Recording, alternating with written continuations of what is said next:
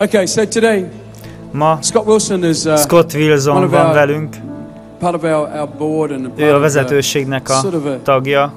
For a while now, sort of probably Egy ideje már része annak a csapatnak, amelyik tanít közöttünk. Évente körülbelül 4-5-ször van itt. Mindig nagyszerű üzeneteket hoz közénk. Úgyhogy tapsoljuk meg most, ahogy megérkezik Scott.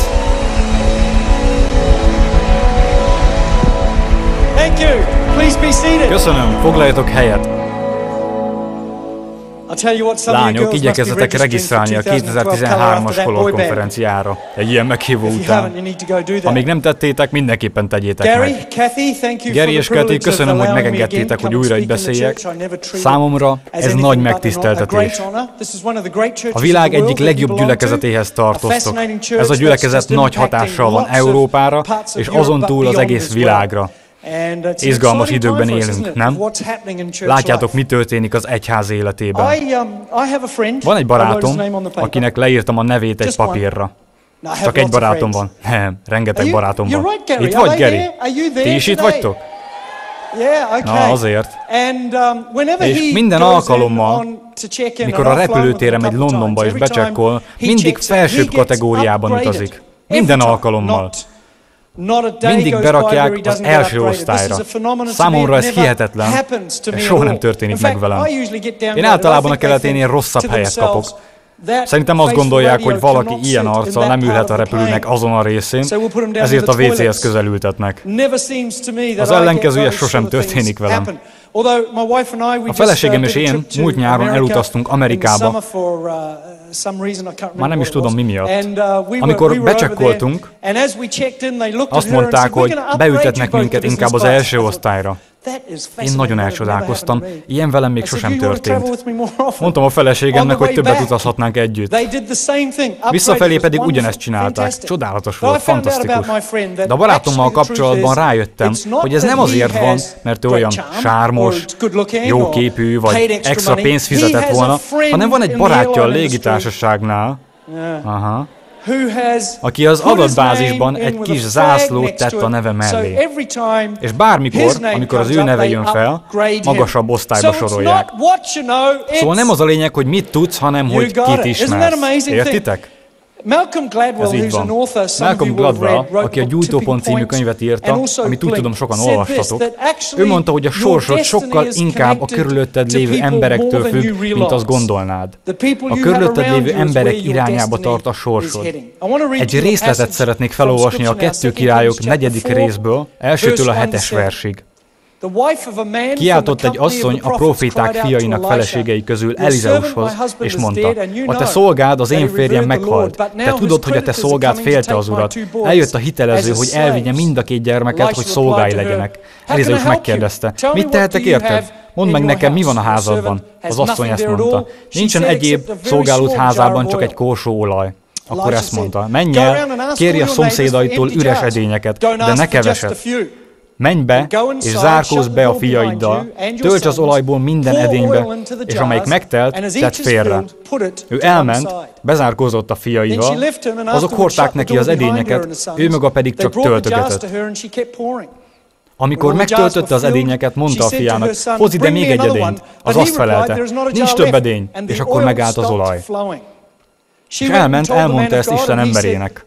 Az pedig mondta, menj el, add el az olajat, és fizess ki a hiteleződet, te pedig és a fiaid megéltek a maradékából. Hogyha már régóta jársz gyülekezetbe, akkor valószínűleg már hallhattad ezt az igét magyarázni föntről, oldalról, alulról, mindenhonnan. Ez egy nagyon ismert ige. Ez azért van, mert ebben az igében pár nagyon jó téma van összesűrítve. Például, hogyha nincs sok mindened, akkor nagy dolog is lehet abból a kicsiből, amit van. Vagyis egy kicsi hit is eredményezhet hatalmas dolgokat. Ez egy bibliai gondolat. Ahogyan beszélünk arról is, hogy egy kis mustármag nagy fává nőhet. Ebben az igében az olajra is figyelhetünk. Az olajat néha Isten jelenléteként fordítják, vagy egy bizonyos helyen lévő atmoszférával azonosítják. Hogyha csak egy kis olajad is van, elképesztő, hogy mennyi mindenre mehetsz vele. Hallottam azt is, hogy így magyarázzák. Olyat is hallottam, hogy ha Istennek egy férfia vagy nője van a házadban, és ők nagyon egyenesen vagy profétikusan beszélnek az életedbe, akkor bármi megváltozhat. Én úgy gondolom, hogy a titok, amit meg kell értenünk, vagy az, ami valójában történik itt, az igazából egyik sem ezek közül. Mert az igazság az, hogy ez a nő nem ezekben találta meg az áldást. Az áldás azért jöhetett szóba egyáltalán, mert a szomszédainak voltak korsói, amikbe ő az olajat önthette. Szomszédok nélkül, akik az olajhoz korsót tudtak adni, nem lett volna esély az áldásra. A körülötted lévő embereknél van a titok az áldásodhoz, vagy a rendeltetésedhez. Azok, akikhez kapcsolódsz, tőlük függ, hogy merre jutsz el. Kell, hogy legyenek dolgaid, de ha nem kapcsolódsz emberekhez, akkor nem tudod kibontani ezeket a dolgokat. Ez nagyon így van, nem? Szóval ez a történet valójában a szomszédaidról szól, a körülötted lévő emberekről. Képzeld el, ha ennek a családnak nem lett volna semmilyen kapcsolata a szomszédokkal. Nagyon rossz helyzetben volt a család. A nőnek semmije sem maradt a házban, eladta a bútorokat, eladta a kacatokat, a családi hagyatékot, amilyen maradt, az a 2 fia volt. De ha nem változik valami, akkor ők is rabszolgasorsra jutnak. Tehát igazából semmije sem volt. Minden, amilyen volt, az csak egy nagyon kicsike olaj, de a történet szerint korsóra volt szüksége, amikbe az olajat öntenie kellett volna. Ezért elküldi a fiait, hogy hozzanak korsókat. Képzeljétek el a jelenetet.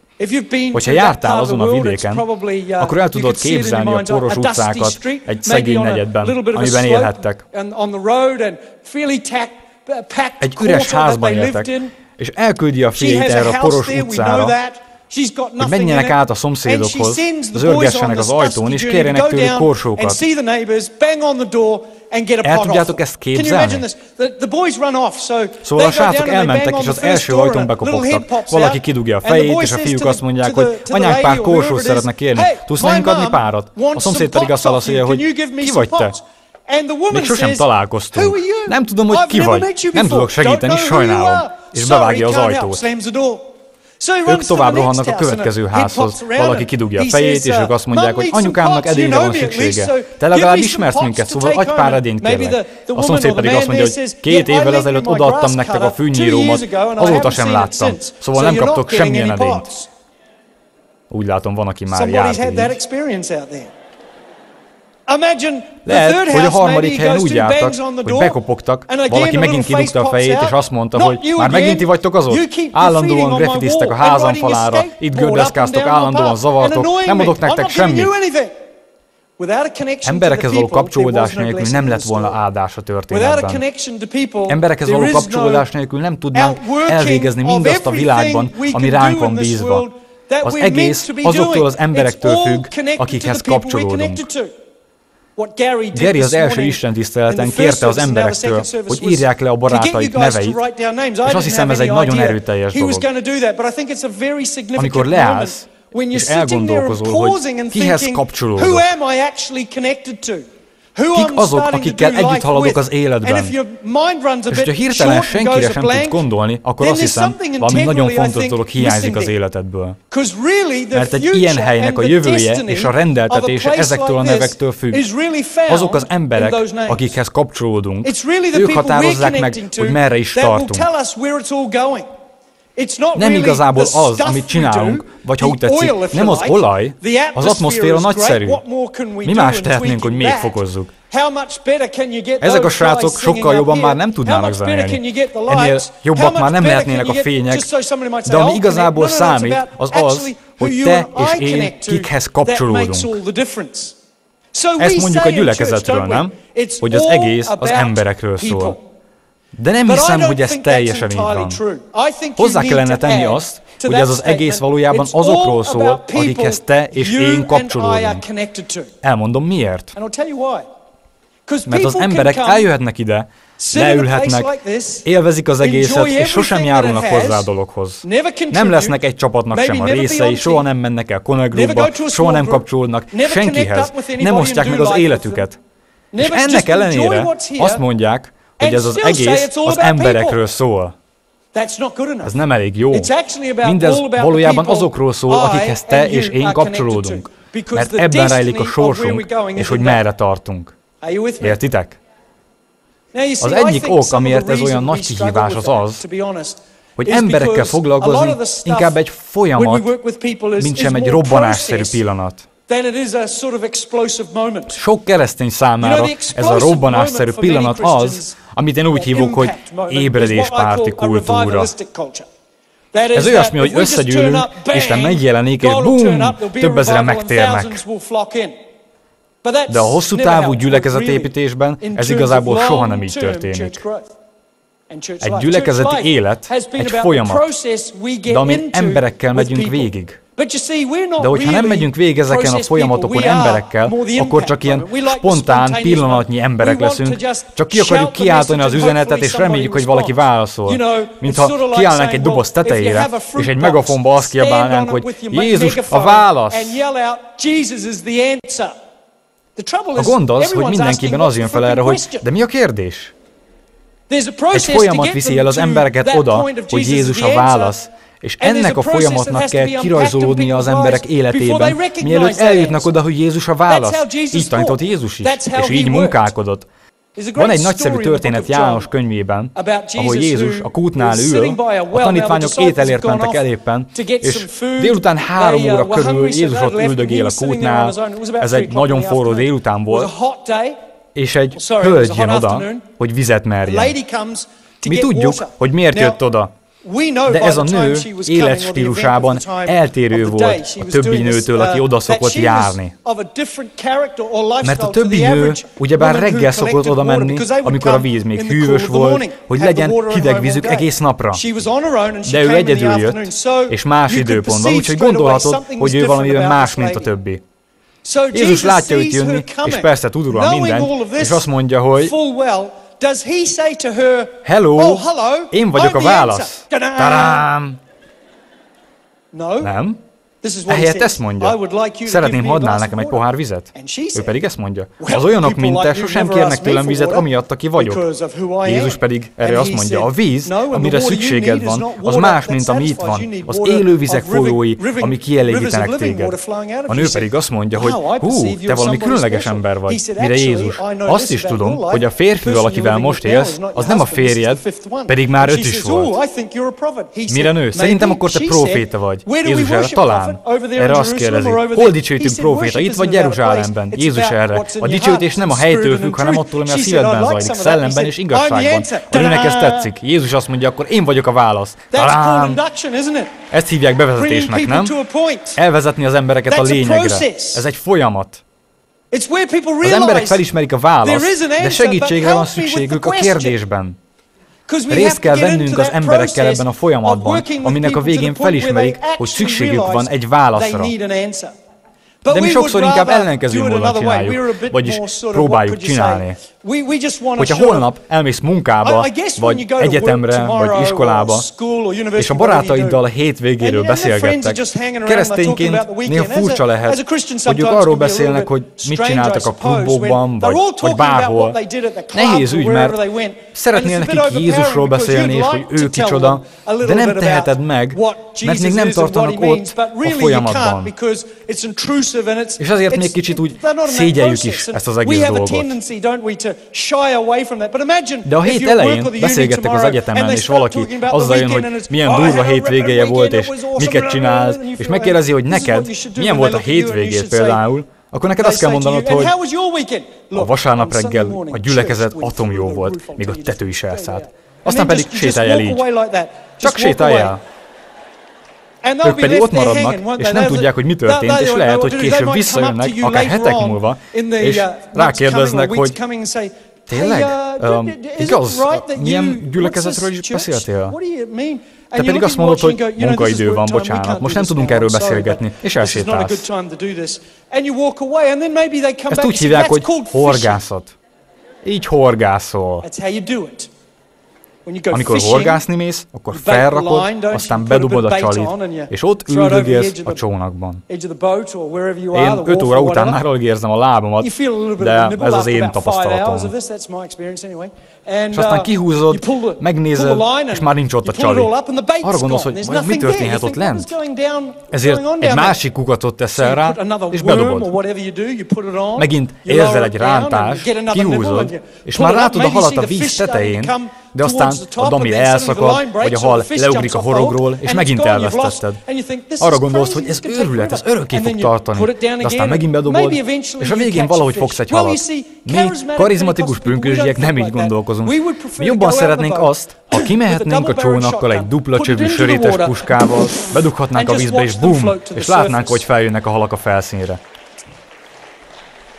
Ez a mi mentalitásunk. Mi ezt így csinálnánk. Szóval nem nagyon szeretünk folyamatokat végigkísérni, mert a folyamat munkát igényel. Ilyesmi a különbség az ütközés és a befolyás között. Az ütközés olyan, mintha lenne egy erős gyűrűm rajta valamilyen mintával, és amikor beleütök valamibe, a nyoma vagy mintája ott marad egy bizonyos ideig. Olyan, mint egy meteor, tűzijáték vagy rakéta, ami átrepül az égen, felrobban, egy ideig ott van, aztán nincs többé.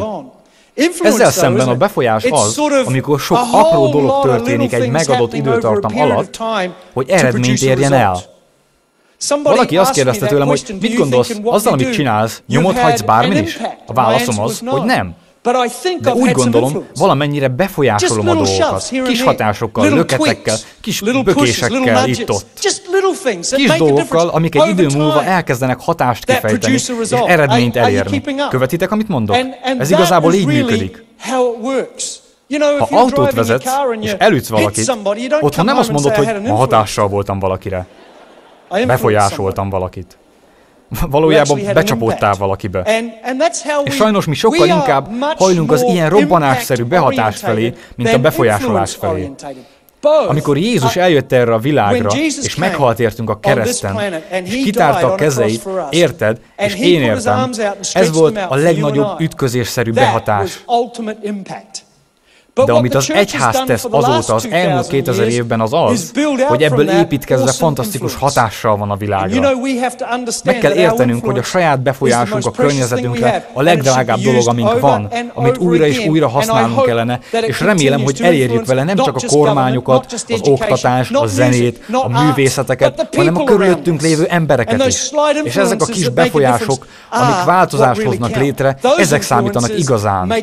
Ezek a behatások hozzák a legtöbb változást. Eljöttél ide, hogy megnézd a Hillsong jelenséget, ami egy globális jelenség, és el is mondom, bármerre megyek, szívemből így is gondolom, hogy ez a gyülekezet globálisan a Hillsong valószínűleg az egyik legnagyobb ébredés, amit valaha láthattunk.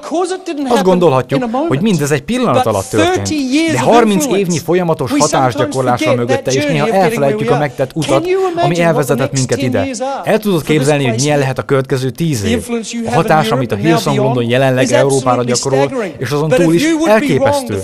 De tévednénk, ha azt gondolnánk, hogy ez egyfajta berobbanás, vagy felőtt rakét, ami felrepül, aztán eltűnik. Emögött hosszú távú munka, folyamatok, rendszerek működtetése és emberekkel való munka van. Ahogy Geri szokta mondani, tudatos tervezés, a vízió szem előtt tartása és emberekkel való kapcsolódás. Segíteni nekik a Krisztusra való találkozásban, megkeresztelni őket és elindítani őket, hogy előbbre jussanak. Ez az a rész, ami annyira nehéz. Halljátok? Itt vagytok? Nagyszerű. A feleségem és én Atlantában voltunk Amerikában, vakáció egyszer. Egyik reggel azt mondta a feleségem, hogy menjünk, együnk egy amerikai reggelit. Elég korán volt, és én inkább angol reggelit ettem volna. Tudod, nagy sertésszeletek, kolbász, tojás, krumpli, egy kis gombával rajta. Jól hangzik, nem? Pirítós, egy csésze tea, 3-4 cukorral, verhetetlen. Mint itt az a hely a sarkon. De a feleségem amerikai reggelit szeretett volna, ami egymásra tornyozott palacsintákból áll. Nem is akármilyen palacsinták, mert szalonnát és tojást teszel rájuk, aztán pedig epret és tejszínt. Ezt mind reggelire. Szóval jártuk az utcákat, és kerestük a helyet, ahol amerikai palacsintás reggelit lehet enni. Meg is találtuk, úgy hívták, hogy Pocahontas palacsinta szalon. Tudtam, hogy bajban vagyok, ahogy elolvastam a szöveget. Már el is képzeltem, hogy felszolgálók indiánnak öltözve rohangálnak össze-vissza. Mi köze Pocahontasnak a palacsintához? A feleségem azt mondta, hogy menjünk be, mert az az egyetlen hely a környéken, ahol palacsinta van kiírva. Én azt mondtam, hogy nem igazán szeretnék, ez a Pocahontas palacsinta szalon, nagyon cikis helyzetbe is kerülhetünk. De ő behúzott magával. A hely tele volt. Mindenki hangoskodott és nyüzsgés volt, szóval azt mondtam, hogy menjünk innen. Ő azt mondta, hogy már túl sokat vár, szóval maradjunk. Erre odajött egy lány és mutatta, hogy oda hát van egy asztal, látni is innen. Láttam, hogy egy nagyon jó kis hely volt. Bár ott is ültek, ez lehetett a szalonrész évekkel ezelőtt. Már nem sok maradt belőle. Szóval ott ült pár nagyon hangos ember, mindenki hallhatta, amit mondtak. Láttam, hogy a hely nem sokára felszabadul, ezért akartak minket oda tenni. Nekem ez sem tetszett. Fordultam volna kifelé, de a feleségem már elindult, szóval nem volt sok választásom, mint követni őt, amúgy ezt hívják házasságnak. Szóval elindultunk. Leültünk az asztalhoz, és az ismeret szava által meg tudtam mondani, hogy a távozó vendégek egy konferenciáról jöttek. Valójában rajtuk volt a névtáblájuk reggel 8-kor.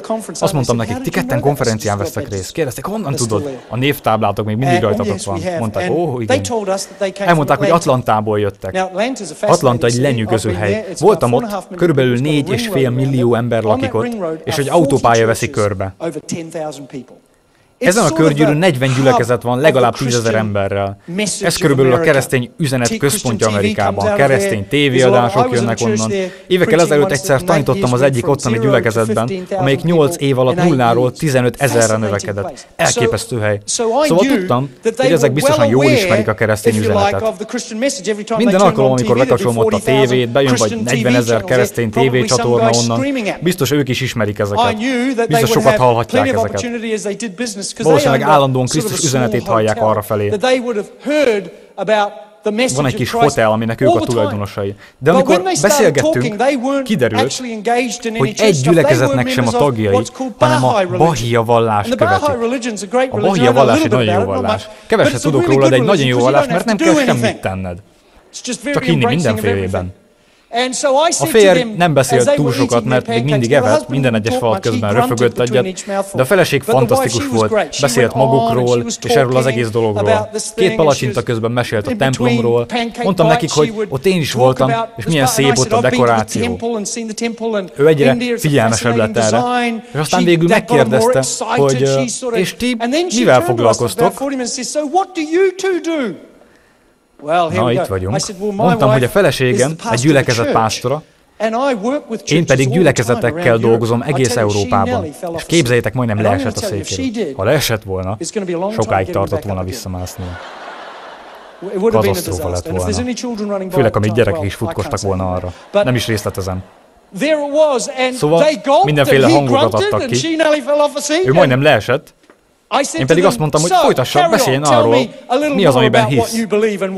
Úgyhogy ő még többet beszélt, aztán végül elmentek, de a végén hagytak nekünk egy ajándékot, amivel néhány éjszakát eltölthetünk a hoteljükben, mert nagyon élvezték velünk az időt.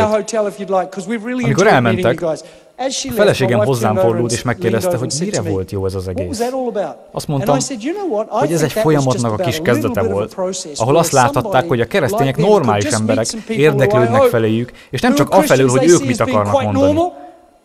Nem csak lenyomni Jézust a torkukon a következő falat palacsintával. Lehet, hogy valakinek ez működött már, és akkor hajrá, sok szerencsét hozzá, de általában ez egy folyamat, ami azokról az emberekről szól, akiknek a neveit leírtad magadnak ma. Együttműködni ezekkel az emberekkel. Ha itt vagy ma ezen a délutánon velünk, vagy délelőttön, nehéz innen megmondani, és voltál már itt párszor, vagy most érkeztél először haza, vagy régebben már jártál gyülekezetbe, akkor Isten hozott itthon. Szóval arról beszélünk, hogy a kapcsolataid itt nélkülözhetetlenek. De a legfontosabb kapcsolatod, amit csak lehet, az egy kapcsolat azzal a személlyel, akit Jézus Krisztusnak hívnak. És amikor ez a kapcsolatod rendbe van téve, akkor hirtelen minden értelmet kap. Tehát a mai nap nem csak az emberekkel való kapcsolódásról szól, hanem a kapcsolódásról ezzel az üzenettel. Mert az egyház üzenete minden idők legnagyobb üzenete. Egy személyhez való kapcsolódásról szól. Ez az evangélium erejének megértéséhez a kulcs, nem? Mert hölgyeim és uraim, az evangélium ereje az, hogy Isten az emberiséghez kapcsolódott. Nem egy űrhajót küldött el hozzánk, ami amúgy is egy látványos jelenség lett volna. Nem ragasztotta rá az üzenetet, hogy így ragadjon meg minket, valójában a részünké vált, és egy lett közülünk. A mi kultúránkban járt, és hozzánk kapcsolódott, ott, ahol voltunk. És ebben a kapcsolatban bemutatta nekünk a változás fantasztikus lehetőségét. Szóval, ha itt vagy ma, valójában az élet megváltozásáról beszélünk. Jézus, és ha úgy tetszik, az egész evangélium a kapcsolódásról szól, és ő ezt teljességgel bemutatta. Azt hiszem, hogy amikor emberekkel működünk együtt, és kapcsolatokat építünk, az igazi kihívás az a sok energia, amit ez megkíván, mert sok energiát igényel. Mi pedig manapság nagyon elfoglaltak vagyunk. Például 2,5 órát nézzük a tévét éjszakánként, a Facebookon kapcsolódunk, 561 barátunkhoz. Bár a kutatások azt igazolják, hogy az embereknek általában körülbelül 3 barátjuk van. 3 igaz barátjuk. Ez szófalizációnak hívják. Nem szocializációnak. Szófalizáció. Ez az, amikor otthon a szófán ülsz egyedül, és egy csomó emberhez kapcsolódsz a világ körül, kb. 500-hoz egyszerre, de valójában soha nem beszélgetsz senkivel. Szófalizáció. Az igazság az, hogy amire szükségünk van, az a szocializáció. Együtt lenni emberekkel, kapcsolódni hozzájuk, de ez energiába kerül. Sokkal könnyebb Twitterre vagy Facebookra menni, kiküldeni egy üzenetet, az nem kerül sok energiába. De szocializálódni energiába kerül. A feleségem és én az egyetemi éveink alatt 2 gyülekezetet plántáltunk, most pedig még egyet. A gyülekezetplántálás azt jelenti, hogy gyorsan elkezdesz emberekkel kapcsolódni, mert kellenek azok, akikkel elkezdheted. Szóval mi, gyülekezetplántálók, valószínűleg természetünknél fogva ilyenek vagyunk, mert a gyülekezetplántálás mindig az emberekkel való kapcsolatépítést jelenti. Én rengeteget utazom, és amikor hazaérek, őszintén szólva, nem olyan emberekkel szeretnék találkozni, akikkel még soha nem találkoztam, vagy olyanokkal, akiket nem ismerek. Viszont gyakran megtörténik, hogy amikor otthon vagyok, a feleségem azt mondja, hogy ma este vacsora vendégeink vannak. Te nem ismered őket, de én igen, és szeretném, ha te is kapcsolódnál hozzájuk. Én azt mondom, hogy oké, ez jó, jöhetnek. Nemrég megtörtént, hogy jött egy házaspár, a feleségem ismerte a hölgyet, a férj pedig egy nagy cégnek volt az igazgatója Dániában, ahol mi is lakunk. Nagyon ismert ember volt. Szóval meghívta őket vacsorára. Na most, Dániában és Skandináviában, ha ilyesmit csinálnak, az nem is hasonlít ahhoz, mint ahogy ezt az ausztrálok csinálják. Én onnan jöttem. Hogy csak átszólsz a kerítésen, hogy hé, haver, átjössz egy kávéra? Ő pedig, Bruce, hívjuk így, azt mondja, hogy persze, erre azt mondom, hogy hozz Sheilát is. Szóval Bruce és Sheila ott ülnek kint a kertben az asztalnál, kiviszem a kávét, beszélgetünk. Na, ezt nem csinálják Dániában. Nem úgy, ahogy ott, ahonnan én jöttem. Nemrég elvittem egy skandinávot Ausztráliába, és először volt ott. Elmentünk valakihez, bekopogtunk az ajtón, egy hölgy nyitott ajtót, és azt mondta, hogy sziasztok, gyertek be! Szeretnétek egy kis kávét? Beledobta az instant kávét a forró vízbe, felkeverte és kidobta elénk az asztalra. A barátom pedig kérdezte tőlem, hogy hát ez meg mi volt? Ez a kávé Ausztráliában. A férje sarokban ült az újságjával, lapozott egyet, és azt mondta, hogy hello srácok, és olvasott tovább. Mondtam, hogy végre otthon vagyok. Relaxálhattam. De tudjátok, ez nem olyan, mint ahogy ez Dániában csinálod. Ez ott illetlenség és sértés lenne. Értem, hogy ez a hideg miatt van, szóval ha az embereket meghívod magadhoz, akkor az nagyon formális. Ahonnan én jöttem, az nagyon nem formális, de itt igen. És az oké, de azért nem olyan apróság, mert van egy formula, amin keresztül kell menned. Ezt úgy hívják, hogy hüge. HYGGE. Rákereshetek a Google-on, de nem most. Ez a gond a modern technológiával. Hát ha nézelődsz a neten, az is úgy tűnik, mintha jegyzetelnél. Na mindegy. Vagy SMS-ezel. Mindegy. Szóval, a hüge egy társadalmi jelenség Skandináviában. Így működik. Vendégségkor próbálsz a lakásodban egy egyre erősödő, otthonos atmoszférát, meleg hangulatot, avagy hüggét teremteni. Keményen dolgozol ezen. Például a világításon. A világításnak tökéletesnek kell lennie. Ha nem az, nem veszik át a feelinget, mert baj van a világítással. Ha én kapcsolom fel a villanyt a hügéhez, az csak egy villany a szoba közepén. Én csak erre vagyok képes. De a feleségem ért hozzá, gyertyákat használ, figyel a megfelelő színekre, én még ezt is elrontom. Minden a megfelelő helyen van. Szóval amikor a villanyszerelő nálunk volt, mondtam neki, hogy szeretnék egy számítógépet, amin lenne egy beállítás, amit ha bekapcsolok, akkor egyből a megfelelő fények gyulladnak fel. Azt mondta, nem gond, megcsináljuk. Megnyomod a gombot és kész a hüge. Takarítani kell, nyilván takarítasz, emberek jönnek hozzá, de úgy értem, nagyon takarítani kell, mert mindent megnéznek, és ez mind a hüge része. A megfelelő evőeszközöket és tányérokat kell használnod. Nem ehetsz halat arról a tányérról, ami hús volt, meg ilyesmi. Az nem lenne helyes. Tőlem lehetne hús és hal ugyanazon a tányéron. Lehetne akár hamburger, hal, szalonna ugyanazon a tányéron. És cékla a tetején. Mi a baj ezzel? Hát nem, ott mindennek megvan a saját tányérja. És hogyha nem így csinálod, akkor az sértésnek számít. Szóval az indulás oké, rendben van a tányérok, aztán beszélgetni kezdtek, és az atmoszféra emelkedni kezd. Mindig egyet kell érteni, nem lehetnek konfliktusok. Ez elég nehéz nekem. És így emelkedik az atmoszféra, amíg elérjük ezt a hügét. És addig emelkedik, míg azt mondják, hogy wow, ez fantasztikus este volt, éreztük. De mire odaérünk, nekem már elegem van, besokallok, sok energiába kerül. Így is van. Az emberek sok időbe és energiába kerülnek. És amikor köszönömöt mondanak neked, ez nem jelent sokat. Oké, persze, jelent valamit, de amíg nem találkozol velük újra, nem hivathatod meg magad hozzájuk. Azt kell mondanod, hogy köszönöm a múltkori estét, de ha ezután nem hívnak meg, akkor nem mehetsz. Ez így működik. Szóval mindent jól kell csinálnod. El tudod képzelni, mennyi munkába kerül ez? Tudod, ki a felelős ezért otthon? Én. Nem én főzök, de én csinálom ezt a hügét. Totál ki vagyok az este végére. Ez egy folyamat, amit végig kell csinálnunk, és sok energiát emészt. Ezt nem tudod szofalizációval megoldani. Embereket behívni a világodba és kapcsolódni hozzájuk. El tudod képzelni ezeket a srácokat 2012-es tipikus posztmodernekként? Ahogy az anya azt mondja nekik, hogy fiúk, menjetek és szerezzetek edényeket. Ezek a posztmodern pedig...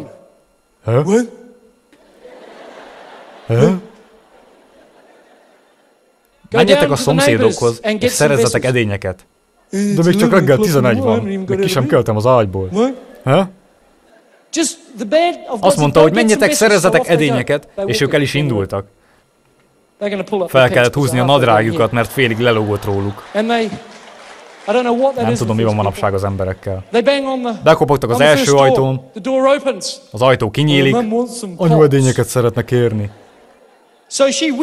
Ő pedig kihozza ezt a hatalmas lábost, amiből sok van neki. Ez túl nagy, nincs valamivel kisebb ennél. 1,5 méterre lakom innen, nem tudnám elvinni oda. Nem látod, én egy posztmodern kölyök vagyok, nem tudok egy ennyi energiát igénylő feladatot elvégezni. Szóval veszi a kislábost, hazaviszi, nagyon meg van elégedve magával, leteszi, az anyja pedig így szól. Mit csináljunk ezzel? Ezt adták nekem. Akkor menj és szerez többet. Elmegy, bekopog a következő ajtón, és a következő szomszéd megint ad neki egy nagyot, el is hozza, izzadult közben, hazatolja, hazaér és azt mondja, végeztem, anyu. Ő azt mondja, ez nem elég, menj és szerez még. Nem szerzek többet, én egy posztmodern fiú vagyok. Menj és szerez többet! Oké, anyu. Elmegy, szerez 3-4-et, összefogja őket, leteszi és azt mondja, elég! Nem hozok többet, ez túl sok munka! Szóval ő fogja az egyik kis korsót, becsukja az ajtót és elkezdi csurgatni az olajat. Az pedig sokasodik, és elkezdődik a csoda. Egyre több az olaj, ezért kikiabál a fiúnak, hogy hozza be a következő korsót, és a szemei előtt történik az elképesztő csoda, ahogy dől az olaj. Hölgyeim és uraim, felejtsék el az internetes csodákat, a félkarú rablót, lottót és mindenféle jackpotot. Ők látták, ahogy elkezd áradni a pénz, mert hogy a próféta megmondta, add el, ami itt termett most, kifizetheted az adósságodat, és a maradékból élhetsz. Mi lett volna, ha csak még egy extra korsót hoztak volna? Gondolkozz el ezen. Lehet, hogy az energiájuk szabott határt a korsók számának. Talán túlságosan is nagy kérés volt. Túl sok a folyamat nekem. Hadd segítsek nektek itt. Már ami itt van, az is megváltoztathatja a világot. De képzeld el, mennyi mindent hozhatnak be ide kintről. Emberek, tehetség, idő, energia, szenvedély, ez mind odakint vár. De ez mind attól függ, hogy kihez vagyunk kapcsolódva. Amikor kapcsolódva vagyunk, és tudjuk, hogy kihez vagyunk kapcsolódva, akkor minden megváltozik. Nincs szükségünk több olajra. Tudna a Hillsong még ennél is többet megmutatni Isten jelenlétéből? Isten jelenléte itt lenyűgöző. Lehetnének még ennél is jobbak Isten emberei, mint akik itt vannak? Pásztor Bobby, Brian, Gary és Kathy Clark, a tím, akik itt ülnek, vagy ti mind, akik itt szolgáltok. Lehet mindez még jobb? Már nem az számít, hogy mi van, ha hozzáadunk ehhez még 1%-ot. Nem ez a lényeg. A lényeges kérdés, kik azok az emberek, akikhez kapcsolódunk? Nem így van? Mert ahova eljutunk, és ahova te eljutsz, szorosan ezekhez az emberekhez kapcsolódik. Imádkozzunk. Uram, köszönjük ezt a nőt, aki engedelmes volt, és ebből egy nagyszerű történet lett, ami segít megérteni nekünk valamit, ami nagyon különleges és szokatlan. És az a szívünk vágya is, hogy kapcsolódhassunk emberekhez, mert ahogy ez történik, a világunk kinyílik és virágozni kezd. Mert a házon lévő áldás az edényekben van. Az edények pedig a szomszédainknál, barátainknál, és azoknál vannak, akiknek a neveit leírtuk a papírra. Bátorítalak, hogy ne vedd könnyedén, amikor ezeket a neveket leírtad. Ebben van valami nagyon lényeges, nagyon fontos, nagyon erőteljes, mert ennek a háznak a rendeltetése ettől függ. Bátorítalak, hogy menjetek bele ezekbe a folyamatokba, tegyetek bele energiát és időt, tegyétek meg azt, ami nagy áldást hoz. Álljunk fel és énekeljünk.